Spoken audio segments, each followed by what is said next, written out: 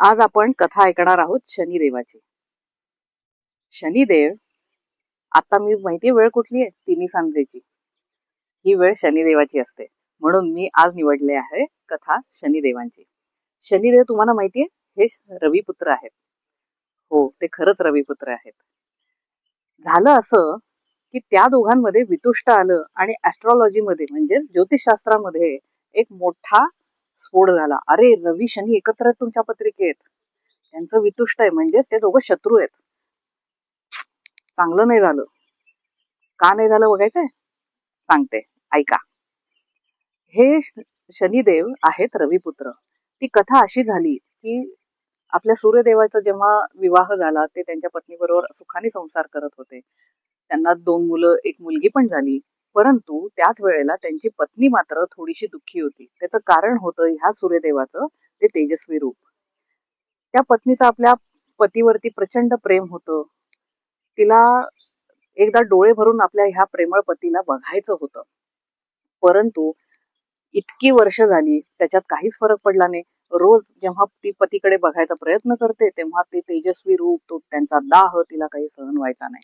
अनेक वर्ष झाली, पण ह्याच्यात काहीच फरक पडेना. तेव्हा एक दिवस जेव्हा तिच्या भावनेचा अंत झाला, ती तिथून निघून जायचा निर्णय घेते. आणि जाताना तिला लक्षात येतं, आपल्या पतीपासून ह्या सृष्टीत काहीच लपणार नाही. मी कुठेही गेले तरी ते मला शोधून काढतील. म्हणून तिने स्वतःच्या सावलीला, छायेला आपल्यापासून वेगळं केलं आणि तिला सांगितलं, तू इथं माझ्या रूपाने संसार करत राहा. छायाने सूर्यदेवाबरोबर संसार तसाच सुरू ठेवला. तिच्या बरोबरही सूर्यदेवाला मुलं झाली, त्यापैकी एक शनिदेव. आता झालं असं की शनिदेव हे इतर मुलांपेक्षा लहानपणापासूनच वेगळे होते. त्यांचा रंगही जरा सावळा, एवढे काही खूप आकर्षक नव्हते ते दिसायला. इतर मुलं खूप अशी खोडकर, खेळकर असतात. शनिदेव मात्र शांत स्वभावाचे, अबोल, असे काही विशेष कारस्थानं पण न करणारे. तेव्हा सूर्यदेवाला जरा असं वाटायचं की हा मुलगा जरा वेगळाच आहे आपला. ह्याला कसली शिस्त नाही, काही याला आवड निवड नाही. हा माझा सूर्यपुत्र म्हणल्यावरती राजकुमार आहे हा. ह्याला कसं राजकुमारासारखं पाहिजे, ऐट एकदम थाटामाटात सोने दागिने सगळं मिरवता आलं पाहिजे. हा काहीच करत नाही, असा कसा हा मुलगा? सूर्यदेवांनी शेवटी त्याला शिस्त लावायची ठरवली आणि त्यांना प्रत्येक गोष्टीत नियम घालायला सुरुवात केली. आपण जसं आपल्या मुलांना म्हणतो ना, इतक्या वाजता उठ, हेच कर, तेच खा, तसं सूर्यदेवांनी सुरू केलं. आणि इथे मात्र थोडस परिणाम झाला त्यांच्या नात्यावरती. शनिदेवाला यातलं काहीच आवडेना.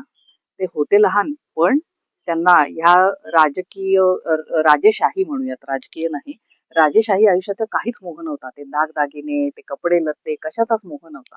ते खूप साधे, सिंपल होते एकदम. त्यांना हे नियम वगैरे आवडायचे नाहीत. जसं आपण आपल्या मुलांना म्हणतो ना, काय आळशी अरे, उठ ना, आंघोळ कर, किती अस्वच्छ राहतोस किंवा किती पसारा करतोस. थोडंफार शनिदेव पण त्या वयात तसेच होते. आणि हे त्यांच्या पित्याला आवडत नसल्यामुळे त्यांना एक दिवशी खूप राग आला आणि त्यांनी आज मुलाला शिस्त लावायचीच हे ठरवलं. आणि त्यांनी त्यांच्या मुलाला खूप बोल लावले की तू सुधार, तू शिस्तीत वाग, तू एक राजकुमार आहेस, तू माझा पुत्र आहेस, तू काय हे कसं वागतोस, वगैरे वगैरे वगैरे खूप बोलले.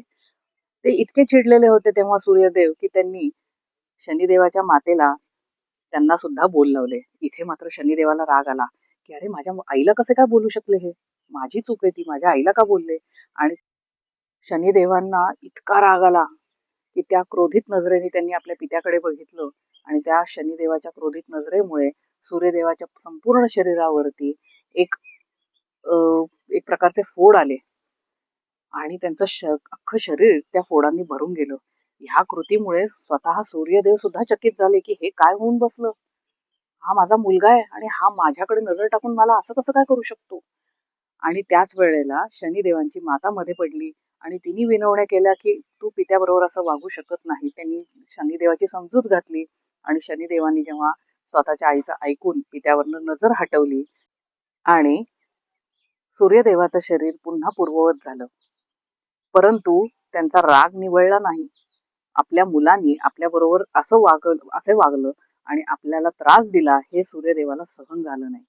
त्यांनी ताबडतोब शनिदेवाला राज्यातून बडतर्फ केलं आणि त्यांना अतिशय रागाने तिथून निघून जायला सांगितलं. ही घटना शनिदेवाला अत्यंत अपमानकारक वाटली.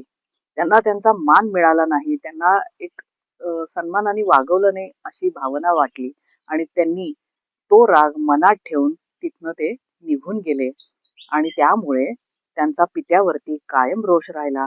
ह्याच कारणामुळे मुलांमध्ये आणि पित्यामध्ये कायमस्वरूपी शत्रुत्व आलं.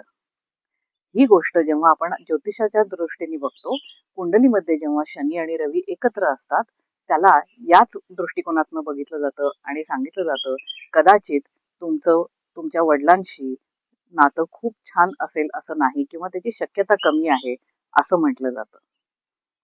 आता ही गोष्ट पुन्हा इतर ग्रहांमुळे थोडीशी बदलूही शकते किंवा एकत्र नसतील, ते कदाचित एकमेकांच्या राशीत असतील, असे ज्योतिषशास्त्रामध्ये अनेक कॉम्बिनेशन्स आहेत. त्यामुळे आपण थंब रूलनी एकच गोष्ट धरून चालणं हे थोडंसं चुकीचं आहे. ही एक जस्ट तुम्हाला आयडिया येण्यासाठी म्हणून गोष्ट सांगितली की शनिदेवाचं आणि सूर्यदेवाचं नातं काय आहे, ते कसं आहे, ह्याचा एक अंदाज घ्यायचा आहे. परंतु संपूर्ण अभ्यास केल्याशिवाय निष्कर्ष काढणं चुकीचं आहे.